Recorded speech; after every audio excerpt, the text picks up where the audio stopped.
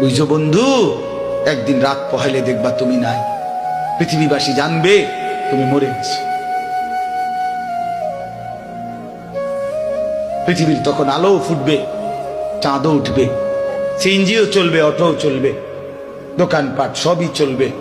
এই পৃথিবীর হই হুল্লুর হুলুস্থুল ব্যস্ততা, ধোকাবাজ এই দুনিয়া, কেউ থামবে না, শুধু তোমারে কবরে পাঠায়। ধোকাবাজ এই দুনিয়া, এই দুনিয়া প্রতারক, এই দুনিয়া কেউ থামে না। সামনের সিএনজি অ্যাক্সিডেন্ট করলো, পিছনের সিএনজি থামে না, ছাড়ি দিয়ে যায় না। সামনের গাড়ি অ্যাক্সিডেন্ট করলে পিছনের গাড়ি থামে না, ছাড়ি দিয়ে যায়। স্বার্থপর এই দুনিয়ায় কেউ থামে না।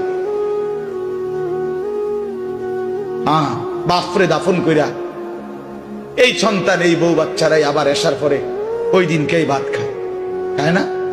পেট বইরা খায়, লগের ঘরের থেকে আর আইন্দা আনছে, এরা ঠিকই পেট ভরে খায়। তো ওরা না কাঁদলো বিকালে, ওরা না দুপুরে কাঁদলো, কোন ভাত খায় খা। স্বার্থপর, কেউ থামে না দুনিয়া, আলো বাতাস সব চলে, তুমি বন্ধু থাকবে। আল্লাহকুমুত তাকাসুর হাত্তা যুরতুমুল মাকাবির। আল্লাহ বলছে, বান্দা আখিরাত ভুলে গেলা, দুনিয়ায় ডুবে গেলা, তবে মনে রেখো হাত্তা যুরতুমুল মাকাবির, এরই মাঝে কিন্তু একদিন কবরস্থানেই পৌঁছে যাবে। হ্যাঁ, কই পৌঁছে যাইবা? তোমরা কবরস্থান দেখো নাই ভাইয়া?